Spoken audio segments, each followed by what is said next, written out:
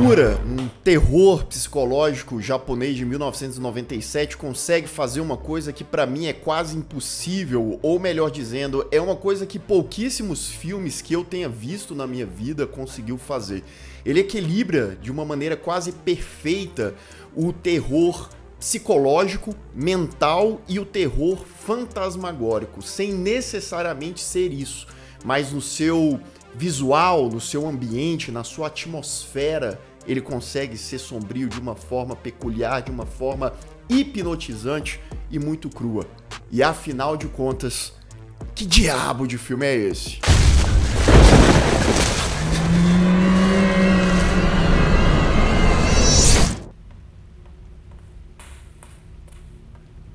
Sejam todos muito bem-vindos a mais um Refúgio Cult, meus amigos, hoje pra gente finalmente falar sobre Akira, de 1997, terror psicológico japonês dirigido por ele, Kiyoshi Kurosawa, que é um dos meus diretores de terror favoritos. O que esse cara faz é brilhante, não só aqui em Akira, como também a gente tem lá em Pulse Cairo, de 2001, que é um filmaço.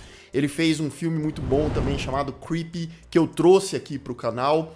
Tanto Creepy quanto Akira estão lá no catálogo da Filmica para você ver agora mesmo. Então assim, não precisa ficar procurando tanto por esse filme aqui, ou pelo Creepy, ou por vários outros filmes de terror e suspense que muitas vezes você não encontra por aí, estão te esperando bonitinho lá na Filmica. Tem várias produções fora da caixa por lá, tá? Inclusive nesse mês de agosto ainda vai entrar o polêmico e o impactante A Audição do Takashi Miike, que é um filme que eu gosto pra caramba. A Filmica agora tem aplicativo nas TVs Samsung dos modelos do ano de 2020 até 2024. São produções do mundo todo, de todos os gêneros, para você ver aí, ó, no conforto da sua casa. Você quer mais? Tem cupom de desconto especial aqui no canal, Refúgio Cult, do jeitinho que tá escrito aqui, que vai te dar 20% de desconto no plano anual da Filmica. Você vai pagar só R$ 96 por um ano todo de filme. Ou caso você queira pagar via Pix, tem promoção também que você paga só R$ 100 no passe anual. Vai aqui no primeiro link na descrição que tem todos os detalhes. Já assiste a Akira depois de assistir a parte sem spoilers aqui. E depois volta no vídeo também para ver a parte com spoilers. E não perde essa chance de ver as produções com a melhor curadoria lá na Filmica. Akira segue o detetive Takabe, que está investigando em Tóquio uma série de assassinatos brutais, violentos mesmo, em que a vítima fica em pedaços, fica com um símbolo de X marcado, rasgado na pele, e quanto mais o detetive vai se aprofundando naquilo, mais o negócio vai ficar tenso, mais ele vai ficar perturbado. E essa coisa dúbia que o Kurosawa traz para essa narrativa do porquê que esses assassinatos estão acontecendo. Será que existe uma motivação? Será que os vários assassinatos que a gente está vendo ali já na primeira metade do filme tem algum tipo de ligação? Porque ao mesmo tempo que a gente vê essa investigação do Takabe, a gente paralelamente vê, por exemplo, um personagem que surge numa praia do nada, sem memória, ele não se lembra de nada, ele é estranho, ele é sonso, ele é um cara que, né, é imprevisível e que de maneira gradual e lenta vai deixando essa narrativa ainda mais instigante, ainda mais complexa e deixando o trabalho do detetive Takabe ainda mais difícil. A gente tem, por exemplo, também todo o núcleo da vida pessoal do Takabe, da esposa dele, que tem problemas mentais, e ele acaba se afundando muito no trabalho, né?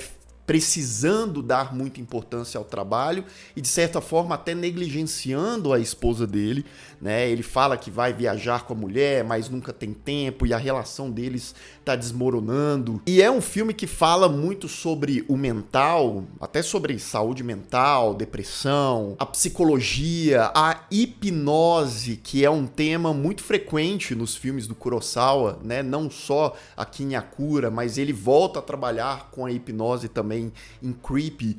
aqui de uma maneira brilhante, tá? Que ele vai inserindo isso.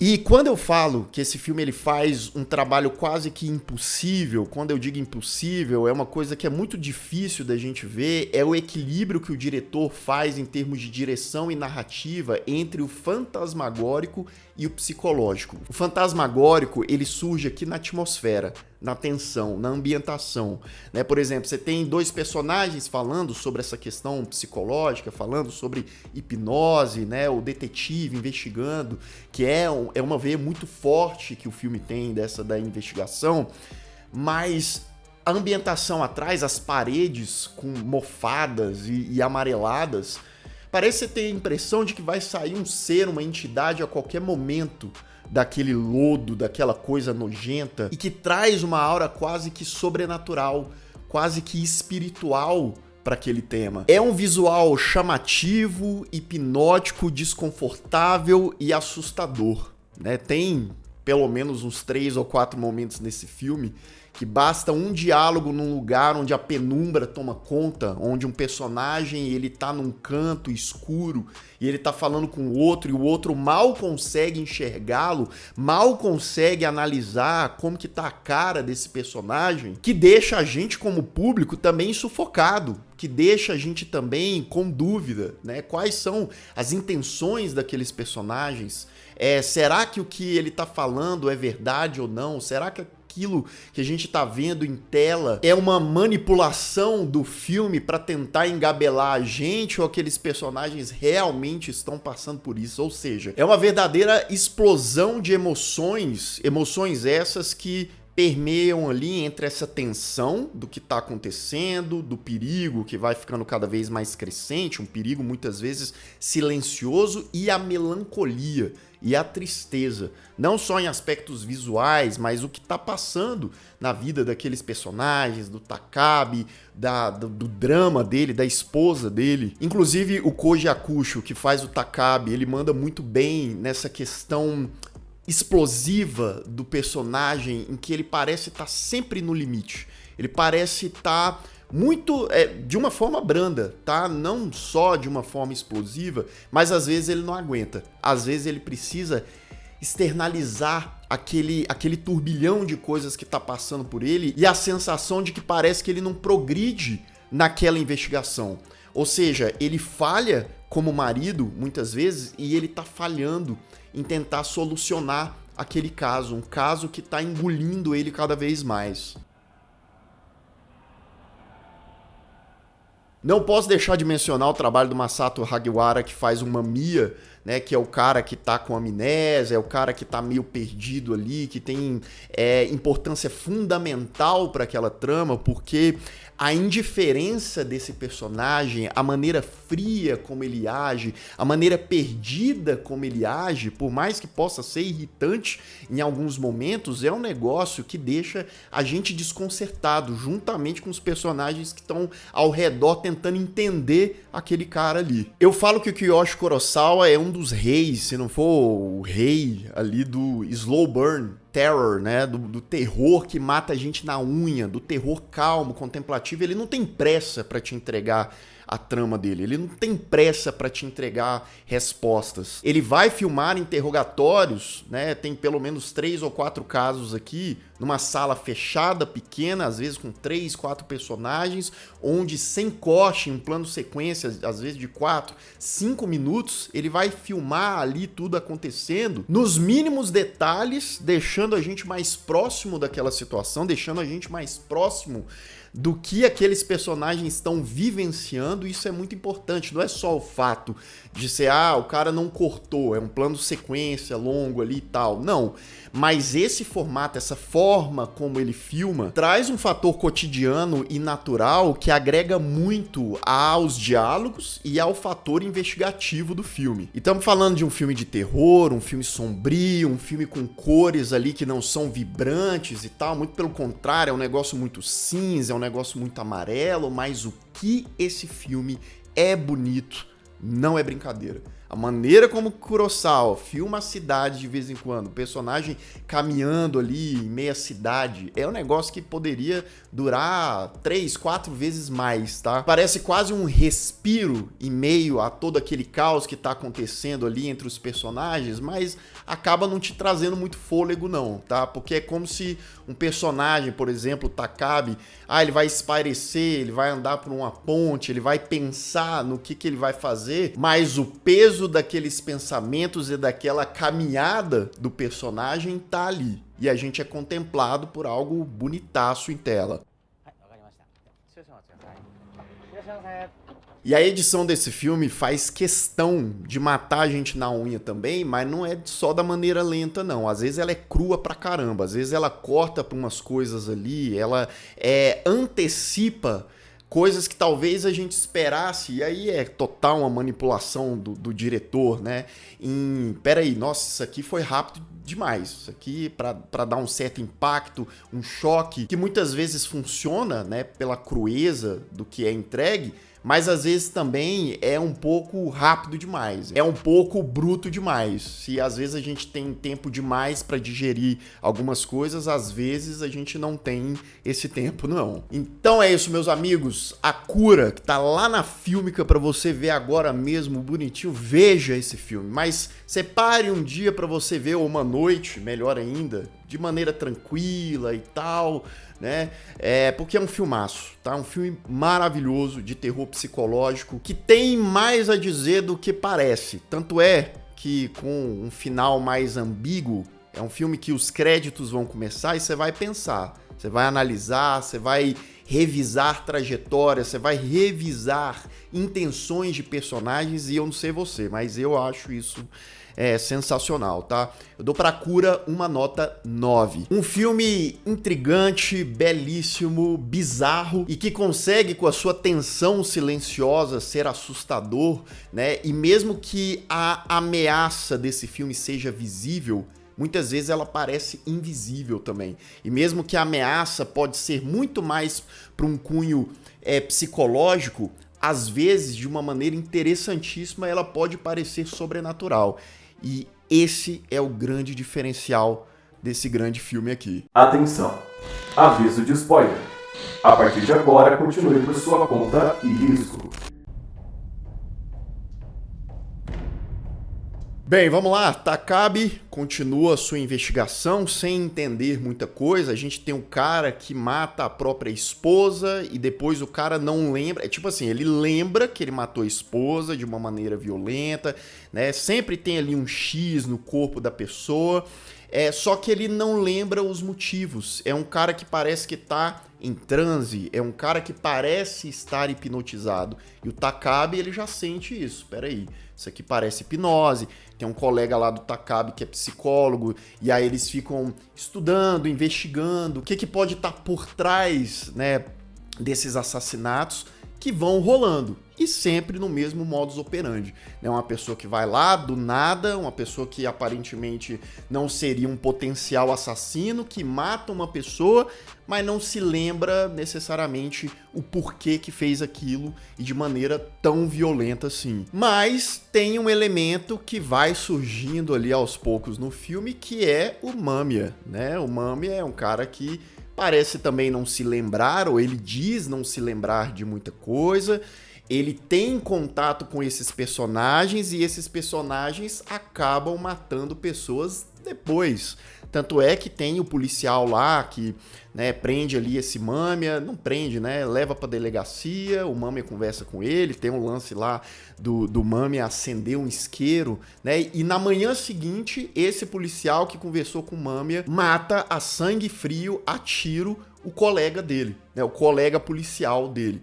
E é interessante essa cena que ele atira nesse colega dele e tem uma placa, né, No More Guns ali, anti-arma, contradizendo total o que tinha acabado de acontecer. Temos também a personagem de uma médica que conversa com o Mâmia também em certo momento, e o Mâmia é sempre daquele jeito, né? Ele questionando as pessoas, quem é você? Me fale sobre você. Ele sempre pergunta das pessoas e as pessoas acabam, né, de uma maneira hipnótica falando um pouco delas, e aí depois a pessoa acaba fazendo ali algo terrível. Com essa mulher não é diferente, ela vai para um banheiro, mata um cara e violentamente até tira ali, né, a pele do rosto do cara. O X também tá ali presente. E esse jogo de gato e rato, né, do Takabe e do Mamiya, por exemplo, Takabe vai se encontrar com o Mamiya em certo ponto e o Mamiya tá num lugar todo escuro, só fumando o seu cigarrinho. Ele tá sempre com o diabo do cigarrinho ali, né, o Mamiya. E o Takabe, ele não consegue enxergar o Mamiya, e o Mamiya vai falando com ele quase como um espectro, uma entidade. E é uma cena simples, mas é uma cena que ela é sufocante, sabe? É como se o cara fosse um espírito ali que fosse dominar aquele detetive, né? É como se ele tivesse um poder, e essa coisa da hipnose parece um poder muito perigoso, muito letal. Bem, na investigação de Takabe, ele acaba descobrindo que o Mamiya, né, morava ali num lugar, numa espelunca, só que ele estava desaparecido há 6 meses, né? Então, será que o fator Mamiya não se lembrar de quem ele era e de estar perdido e confuso era realmente um fato? Será que o cara entrou numa espiral que nem ele conseguia lembrar quem ele era, mas ao mesmo tempo ele, né, hipnotiza, ele influencia as pessoas a fazerem, né, aqueles assassinatos? E ele, o Mamiya, era um estudante de psicologia, né? Tem a filosofia do Mesmer, que eles vão investigar também, que era um psicólogo ali, um médico muito antigo, que trabalhava com essa coisa da hipnose, que por ser muito antigo ele era taxado, né, como um bruxo. E o Mamiya era obcecado com aquilo, né, era obcecado com essa filosofia, e ele se afundou naquilo. Talvez, muito provavelmente, ele estaria daquele jeito por conta disso. E o Takabe, ele tá cada vez mais perturbado com aquela história, com aquele caso, com a pressão do lance da mulher dele. Tanto é que um certo dia ele chega em casa e ele enxerga a mulher dele pendurada, né? Ele se ajoelha, triste, ele fala, pronto, acabou, né? Ela acabou tirando a própria vida e tal. Ele chora, mas não, né? Era um lapso ali. Ela tá viva, ela tá bem e ele é que tá surtando. Ou estaria Takabe sobre a influência de hipnose e daquela espiral, estaria sendo consumido por aquilo também. E tem muitos diálogos entre o Takabe e o Mamiya que revela algumas coisas ali, tipo o Mamiya joga na cara do Takabe, né? Fala, ó, sua mulher tá doente, né? Sua mulher é um peso pra você, e o Takabe acaba falando, você não precisa me falar que ela é um peso pra mim. Sim, ela é um fardo pra mim, né? Então revela essa coisa, né, de que o Takabe, ele tava exausto daquela coisa da mulher, que ele tratava ela como um peso mesmo lá no fundo. E o Mamiya, ele sempre bota os policiais no bolso ali, tá? Ele é colocado ali numa reunião com chefes da polícia pra galera tentar entender ou tentar desvendar aquele cara, as intenções daquele cara, mas ele, mais uma vez, bota a galera no bolso, deixa todo mundo enfurecido. Takabe também parece que já largou de mão, já fala, eu não sei se eu vou conseguir decifrar esse maluco, não. Takabe acaba internando a sua esposa, que não tá nada bem, fica lá de cama e tal, então ele deixa ela internada. Nas suas investigações, juntamente com Sakuma, né, eles assistem uma fita antigaça de mais de 100 anos, com hipnose ali, com o negócio do Mesmer, né, inclusive parecia aquelas fitas amaldiçoadas de tão antiga que era. E eles usavam a hipnose como uma espécie de cura para determinadas enfermidades que as pessoas tinham. O colega do Takabe, o Sakuma, também estava obcecado com aquilo, né? Também estava envolvido muito com o negócio do Mesmer e tal. Ele estava com um X gigante no apartamento dele, dito e feito, né? No dia seguinte, poucas horas depois, Sakumi aparece morto. Supostamente também teria tirado sua própria vida. É muito interessante como a partir desse momento, do último ato de Akura, o filme ele abraça uma abordagem mais lúdica, como se a gente estivesse ali também hipnotizado, como se a gente estivesse em transe junto com os personagens. Algumas cenas ali do Takabe dentro de um ônibus, mas parece uma coisa muito da cabeça dele, ou parece um negócio mesmo sobrenatural, sabe? Mamiya foge da prisão, ele acaba matando um policial lá, ele consegue fugir. Takabe vai de encontro ao Mamiya num lugar abandonado, isolado. Mamiya agradece o Takabe por ter deixado ele fugir, então Takabe mexeu os pauzinhos ali, a gente não vê exatamente isso, mas ele foi o responsável por facilitar a fuga do Mamiya, mas por que será? Enquanto o Mamiya tá lá falando com ele, com aquele jeito sonsão e tal, Takabe se levanta, saca a arma e atira em Mamiya. 1, 2, 5, 10 vezes, matando ali o cara sem dó nem piedade. Takabe, então, tem acesso ali a uma fita antigaça, um áudio antigaço falando, né, sobre hipnose, sobre o lance de Mesmer. O cara tá completamente fascinado, obcecado com aquilo ali. E nesses áudios a gente vê, né, que eles tratam a hipnose como um método de cura mesmo, para as enfermidades, né, uma cura que pode ser bastante perigosa. Em um corte muito rápido do filme ali, a gente vê lá no hospital que a esposa do Takabe estava internada, o cadáver dela em decomposição com um X ali, né, encontrado. Então, por que esse cadáver estava ali? Muito provavelmente alguém hipnotizou uma pessoa para fazer aquilo com a mulher dele, ou, sei lá, hipnotizou ela mesmo e ela acabou fazendo aquilo com ela, né? E na última cena do filme, Takabe tá tranquilão, de boa, acabou de almoçar, tá tomando um cafezinho, a garçonete vai servir ali um cafezinho para ele conversa com a mulher. Essa mesma garçonete, ela se afasta da mesa, ela fica estranha de repente, ela saca uma faca e vai atacar alguém. Fim de Akira. Lucas, como assim? Calma, vamos respirar, vamos relaxar. É um final mais dúbio, mais ambíguo, mas nem tanto assim, porque eu acho que fica claro, de certa forma, que agora quem dominava a hipnose, quem era o mestre da hipnose, quem estava aquilo ali na palma da mão, era o Takabe, o detetive, né? E ele influenciou ali a garçonete, né? Ele estava ali com um negócio na ponta da língua, seria um teste, seria ele fazendo ali como uma brincadeira, teria sido a hipnose a sua cura, a cura daquela aflição que ele tinha, né, daquela aflição de que ele não estava conseguindo resolver aquele caso. Então ele abraçou aquele caso, ele integrou aquilo para ele, por uma questão de ego, para se sentir poderoso. Agora ele não tinha a esposa dele, que a gente aprendeu que era um fardo para ele, então provavelmente ele influenciou alguém ou a própria esposa a fazer aquilo, porque ela morreu e ela tinha um X e tinha a ver com essa hipnose. Sabemos que o nosso detetive Takabe, né, se entregou aquilo e aquilo agora fazia parte dele. Que filmaço, tá? Filmão, mais uma vez, tá lá no catálogo da Fílmica, link aqui na descrição. Assista, você não viu ainda, mas pegou todos esses spoilers, a experiência é o que conta. Tem a sua, veja as nuances dessa história, contemple esse visual maravilhoso, né? E lembrando, tem outros filmes de terror muito bons que estão entrando agora em agosto lá no catálogo da Fílmica também. E você, o que você acha desse filme? Você já conhecia? O que você acha dos trabalhos desse diretor aqui? Deixa nos comentários. E se você ainda não é inscrito aqui no canal, se inscreva aqui embaixo, clique no sininho para receber todas as notificações e deixa o seu like, ajuda muito o Refúgio Cult. E eu vou ficando por aqui. Caso você tenha perdido os últimos vídeos do canal, ó, estão aparecendo bem aqui do meu lado. É só clicar e assistir caso o YouTube não tenha te mandado. Um grande abraço e até mais.